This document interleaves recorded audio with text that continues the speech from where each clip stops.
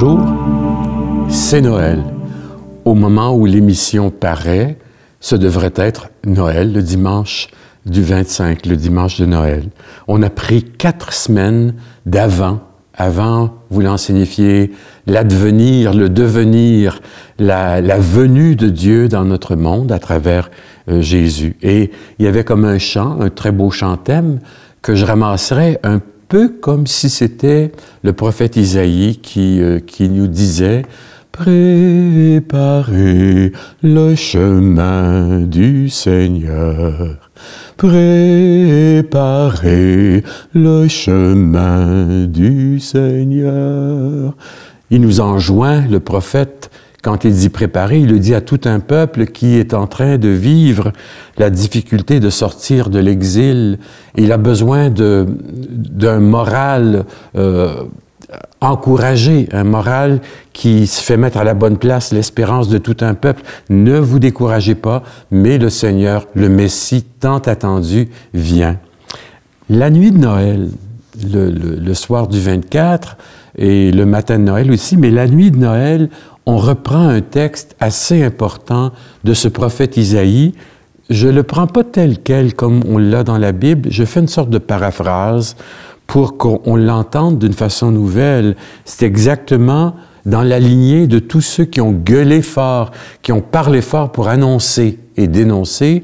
Alors le prophète Isaïe proclame une parole qu'on adapte à la fête de Noël. C'est en l'an 740 avant Jésus-Christ. Isaïe parle au peuple hébreu.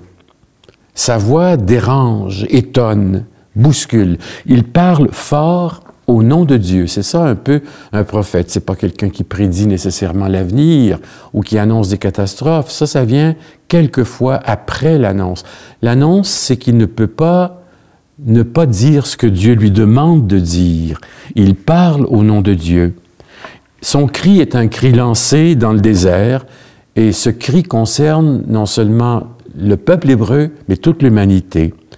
Il pourrait parler comme ceci. « Écoutez, bonnes gens, notre monde avance dans la nuit. À le voir chercher, inquiet, on dirait qu'il est aveuglé. Sur les femmes et les hommes, dans la noirceur, une lumière va briller.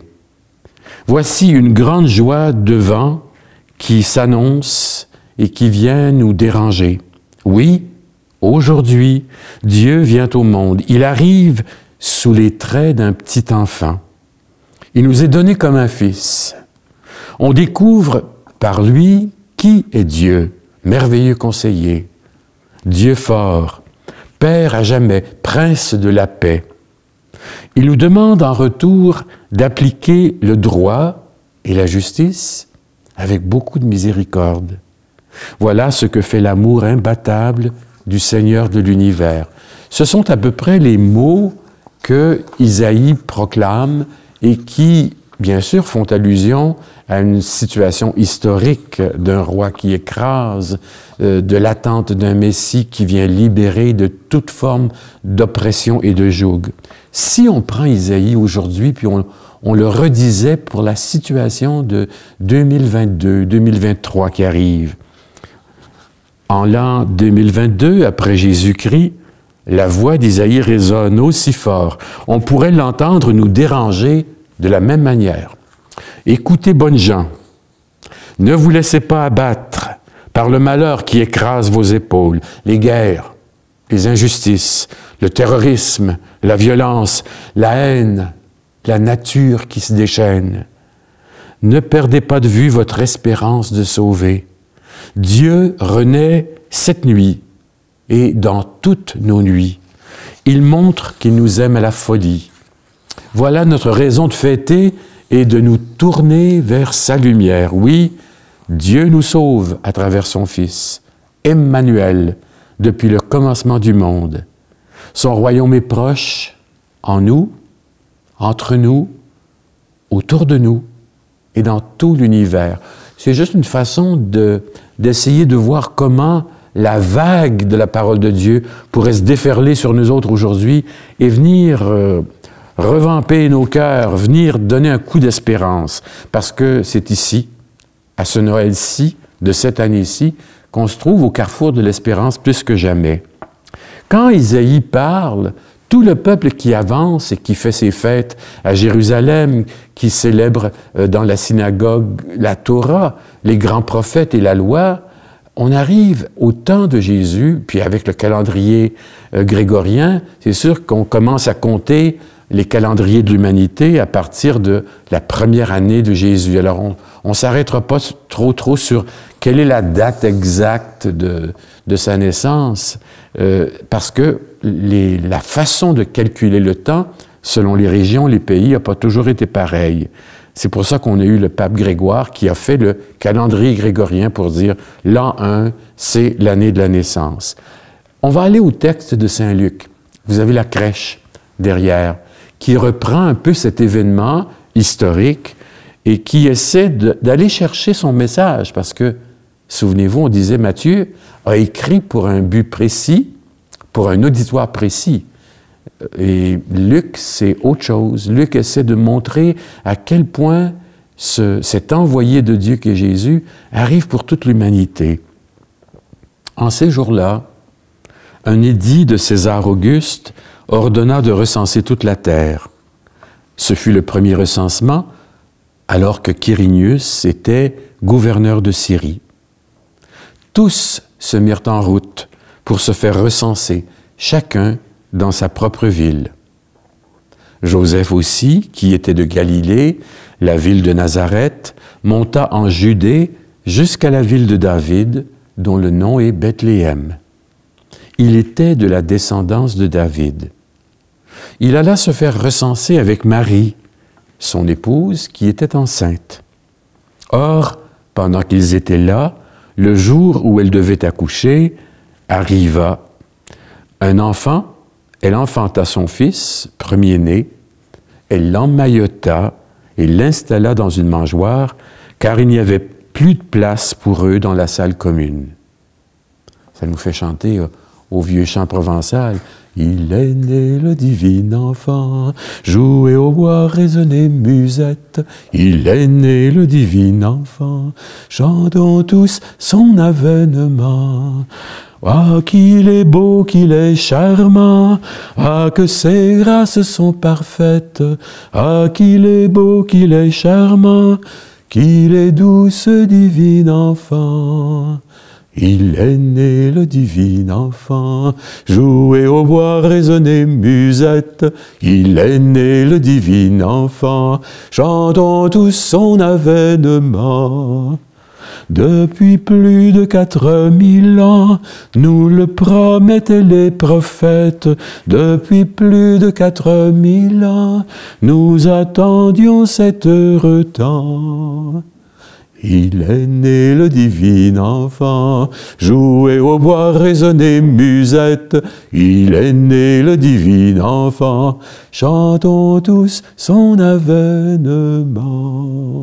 Un vieux cantique de Noël qu'on connaît, au moins les 55 ans, les 60 ans et plus, qu'on entend non seulement dans les ascenseurs ou dans les supermarchés. Ça fait partie de la tradition folklorique des chants de Noël. C'est un vieux chant provençal, la musette, les bergers qui se mettent à chanter en s'en allant à la crèche. Le récit de la naissance continue ainsi. Il y avait dans la région des bergers qui restaient aux champs et se relayaient pour garder leurs troupeaux durant la nuit.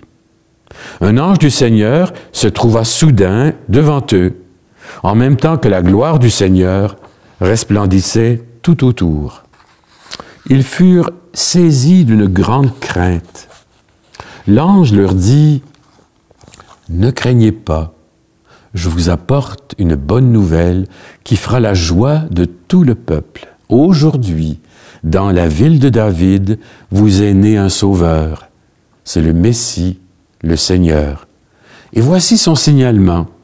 Vous trouverez un nourrisson emmailloté et déposé dans une mangeoire. » Tout à coup, se joignit à l'ange une multitude d'esprits célestes qui louaient Dieu en disant « Gloire à Dieu au plus haut des cieux et paix sur la terre aux hommes qu'il aime. » quand on fait la célébration de Noël, c'est toujours ici qu'on chante les anges dans nos campagnes, parce que ça tient lieu de gloire à Dieu. Il y a un chant qui est tout aussi beau, qui est un chant tout récent sur Noël, paix sur la terre. Noël, paix sur la terre, gloire au Seigneur, c'est Noël. Noël, paix sur la terre, gloire au Seigneur, alléluia. Entends le chœur des anges chanter l'heureuse nouvelle. Le Fils de la promesse est né au milieu de la nuit. Noël, paix sur la terre, gloire au Seigneur, c'est Noël. Noël, paix sur la terre, gloire au Seigneur, alléluia. Regardez, vois l'étoile, avance vers la lumière, apporte comme offrande ta vie et l'amour de ton cœur. Noël, paix sur la terre, gloire au Seigneur, c'est Noël. Noël, paix sur la terre, gloire au Seigneur, alléluia.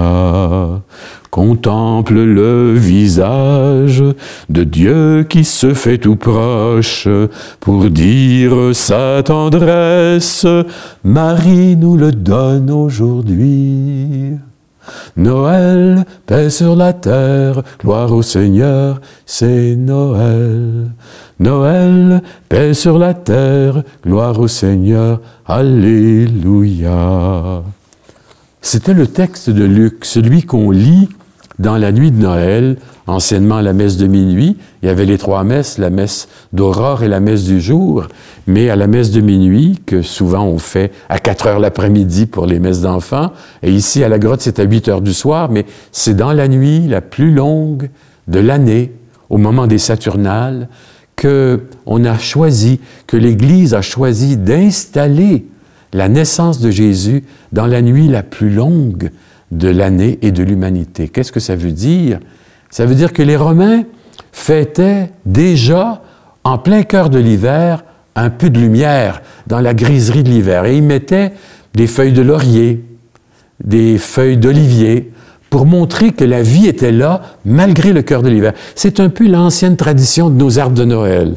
Puis on chantait la victoire de la lumière sur la nuit. On appelait ça les Saturnales. Saturne, on fêtait Saturne pour dire, il y a une lumière qui ne vient pas nous obstruer, nous empêcher d'avancer des joyeux. On fêtait, il y avait les bacchanales, on se défonçait, on mangeait, on buvait. C'était comme un cri de vie en plein cœur de l'hiver. Et quand on a commencé avec les Allemands à faire entrer un arbre dans nos maisons, on les mettait dehors. On a commencé par faire un arbre pour que, en décorant l'arbre, il y ait un signe de vie en plein cœur de l'hiver, surtout au moment du solstice d'hiver, quand le soleil brille très court, les journées sont brèves et les nuits sont très longues. Et on faisait, dans cet arbre, on mettait toujours des feuilles de houx, on mettait des feuilles de vie, on mettait aussi des fruits, et on a commencé petit à petit à rajouter des petits cadeaux. Vous savez que le premier arbre de Noël a été à Sorel, qui était une sorte de signe de victoire pour récompenser ceux qui avaient servi le régime et qui avaient besoin d'un sens de la fête. La maison de la Seigneurie existe toujours aujourd'hui, mais on a commencé cette tradition qui venait aussi de l'Angleterre. Faire entrer dans nos maisons un arbre de vie, pas rien qu'une branche, mais tout l'arbre, et remplir de l'arbre la lumière. Alors, ce qui fait que certaines civilisations ont mis des chandelles, du feu, jusqu'à ce qu'on arrive avec nos arbres à nous. Et puis tout le mouvement écologique de dire, si on ne peut pas couper un arbre, au moins un arbre qu'on va remettre en terre au printemps, ou qu'on va avoir un arbre artificiel, presque pareil à un arbre naturel. Dans ce texte de Luc, il y a une histoire très importante qui dit au fond qu'on est concerné. Emmanuel, Dieu avec nous. Quelque chose d'extraordinaire est donné. Là, si vous voulez porter un regard sur l'ensemble de la crèche, on pourrait se dire, peut-être qu'une façon de comprendre, c'est pas rien que des bibelots, des statues. C'est pas rien que du folklore, c'est qu'en regardant ça, on a le droit de dire où est-ce que notre vie s'en va? Si je crois en Dieu, c'est quoi le message? Un petit bébé, un enfant désarmé qui arrive au monde comme un itinérant, un sans domicile fixe. C'est l'acteur principal, un enfant emmailloté. Il a été promis par le prophète. Il a été promis par l'ange Gabriel à Marie. Cet enfant qui arrive vient réaliser l'attente de tout un peuple, mais il n'arrive pas comme on l'attendait. Il n'arrive pas dans un palais, dans un château. Il n'est pas assis sur un trône. On en a fait un petit roi au moment de la visite des mages, mettre dans la crèche un trône avec un enfant couronné. Il arrive comme un inconnu. J'aime l'expression, il entre dans la vie par la porte d'en arrière. Il arrive pour déjouer toutes nos fausses attentes. C'est pas un messie politique. C'est pas quelqu'un qui vient régler tous les problèmes. Il arrive comme le signe le plus fort, le plus vivant de Dieu, que Dieu est proche de nous, quelle que soit notre vie. Alors les personnages, on pourrait peut-être s'identifier à chacun des personnages que vous voyez. C'est sûr qu'il y a une tradition, on s'est mis à faire les crèches. J'essaierai de raconter tout à l'heure comment ça vient au monde. Mais regardez, il y a l'enfant.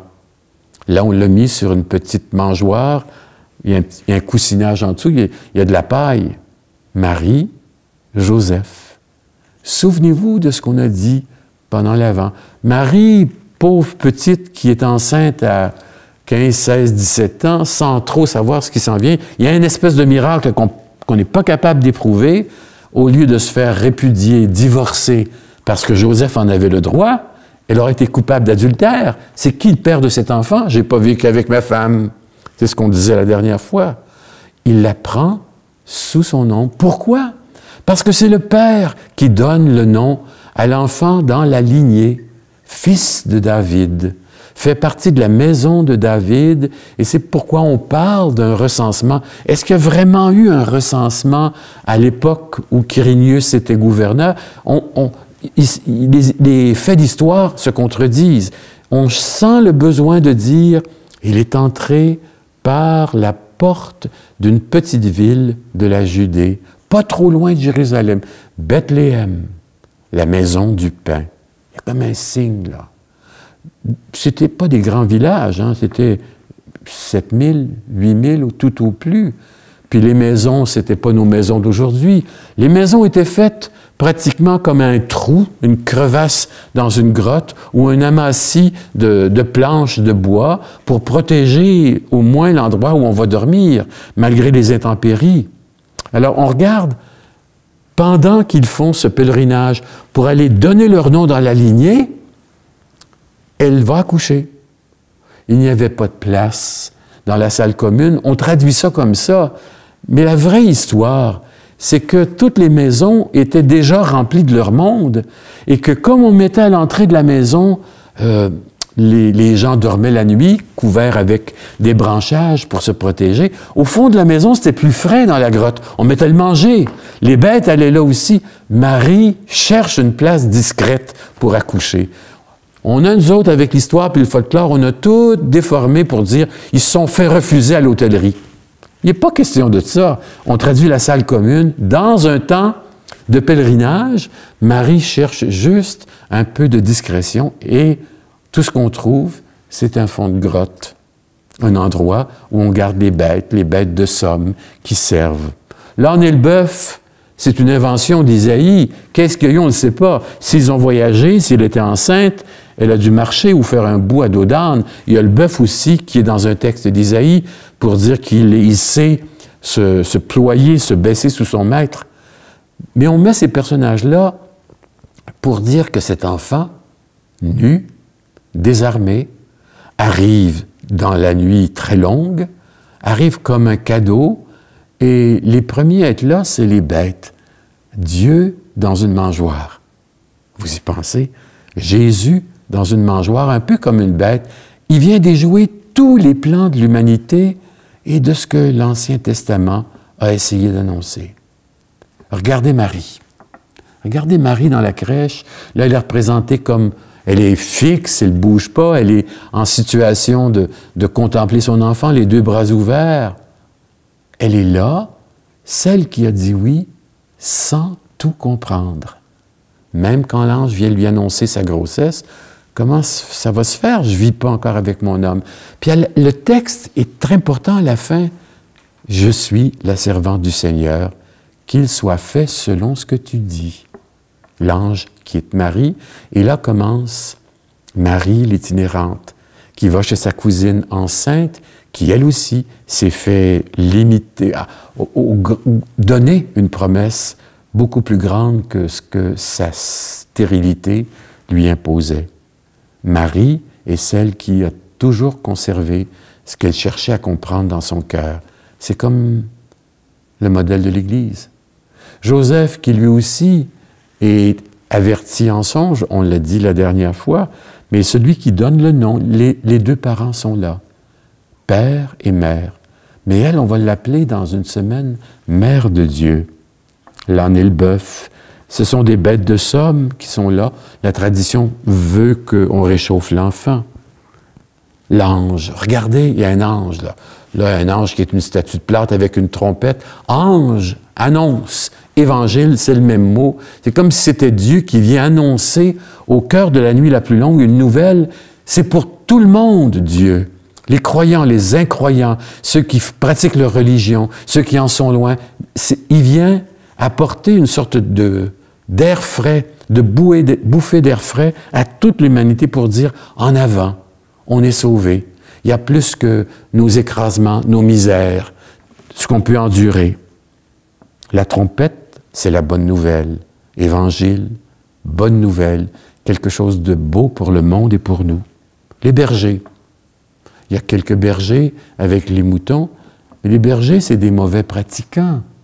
Ils ne peuvent pas aller à la synagogue de façon régulière. Ils ne peuvent pas aller, on dirait aujourd'hui, aller à la messe du dimanche. Ils ne peuvent pas respecter le sabbat à cause d'un métier qui n'était pas très, très bien reçu. Se promener d'une terre à l'autre pour faire manger les bêtes de somme, pour faire manger le troupeau, parce que c'était leur gagne-pain. C'est à eux qu'arrive l'annonce de Noël. Qu'est-ce que ça veut dire? Dieu a un cœur faible pour ses privilégiés. Les gens qui sont pas nécessairement ceux qui, on dirait, les politically correct, ceux qui pratiquent, ceux qui donnent, ceux qui fréquentent le temple. Ce sont eux qui, au cœur de la nuit, se font annoncer une nouvelle pour tout le reste, pour vous et pour l'humanité. Ils ne font pas les manchettes. Les non-pratiquants et qui exercent un métier peu reluisant. Pourtant, c'est à eux que l'on confie que le messager, que le concert des anges, parle de la bonté de Dieu pour tout l'univers. Les brebis, bon, on peut bien se prendre pour un mouton des fois, mais pas au sens de suiveux. Hein. Les brebis sont là parce qu'ils sont entourés de quelqu'un qui les connaît, le maître, mais des bêtes migrantes. Ça nous apprend que dans notre foi, on va toujours passer d'une terre à l'autre, d'un questionnement, d'un doute, d'un émerveillement, d'une grande certitude. On passe notre temps à cheminer. Notre foi n'est pas coulée dans le béton. C'est pas fixe, c'est pas du ciment. C'est quelque chose qui est appelé à bouger.